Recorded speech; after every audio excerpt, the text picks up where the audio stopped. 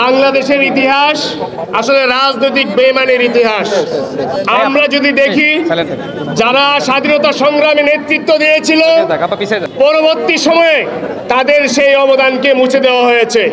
আজকে এখানে শহীদ মিনারে দাঁড়িয়ে বলছি, কে ফারুক হাসানের উপর যে হামলা হয়েছে সেই হামলার মাধ্যমে সেই ইতিহাসের আবার পুনরাবৃত্তি করছে।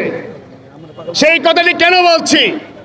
আজকের যে 24-এর গণ অভ্যুত্থান হয়েছে, সেই 24-এর গণ অভ্যুত্থানের যে নেতৃত্ব 2018 সালে আমরা কোটা সংস্কার আন্দোলনে দিয়েছিলাম, তার অন্যতম একজন সহযোদ্ধা ছিলেন ফারুক হাসান। সেই ফারুক হাসানের উপর হামলা চালানো হয়েছে। কিন্তু আমরা এই উপদেষ্টা পরিষদকে বলতে চাই, আপনারা কি শেখ হাসিনার চেয়েও বড় স্বৈরাচার? আপনারা কি শেখ হাসিনার চেয়েও বড় ক্ষমতাবান? আমরা যদি এই শেখ হাসিনাকে টেনে হিস্টে নামাতে পারি, তাহলে আপনাদেরকে 5 দিনে সময় লাগবে না এখান থেকে টেনে। এই বাংলাদেশে জুলাই গণ অভ্যুত্থানের বাংলাদেশে অন্যায়কারী যেই হোক তাকে গ্রেপ্তার করতে হবে। সেই গ্রেপ্তারের দায়িত্ব, ন্যায় বিচার প্রতিষ্ঠার দায়িত্ব আপনাদেরকে দেওয়া হয়েছে।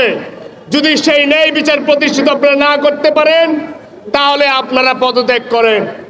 আপনাদের রিপ্লেসমেন্ট আছে। এই দেশে অনেক মানুষ আছে যারা আপনাদের রিপ্লেসমেন্ট।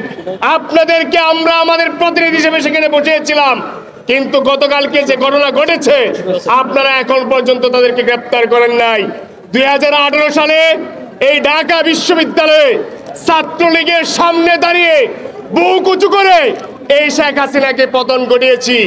দীর্ঘ এই আন্দোলন সংগ্রাম 26 বার হামলার শিকার হয়েছে আমরা। দীর্ঘ 11 মাস জেল কেটে এসেছি। এই সরকার কারো বাপের সম্পদ না। এই সরকার আমাদের। এই সরকারকে আমরা বসিয়েছি। দীর্ঘ আন্দোলন সংগ্রামের ফসলের সরকার। সুতরাং এই সরকার যদি এই জনগণের যে ম্যান্ডেট, আইনের যে শাসন, সেটি যদি প্রতিষ্ঠা করতে ব্যর্থ হয়, তাদেরকে অচিরেই পদত্যাগ করে এখান থেকে বিদায় নেওয়া হবে। লজ্জিত এবং ব্যথিত হয়ে এখানে উপস্থিত হয়েছি।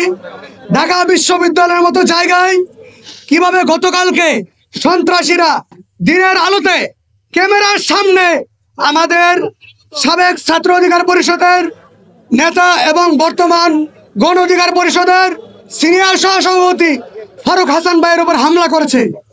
এই সন্ত্রাসীদের কিভাবে এত বড় স্পর্ধা হয় শহীদ মিনারের মতো পবিত্র জায়গায় ফারুক হাসানের মতো ঢাকা বিশ্ববিদ্যালয়ের একজন শিক্ষার্থীর উপর হামলা করে?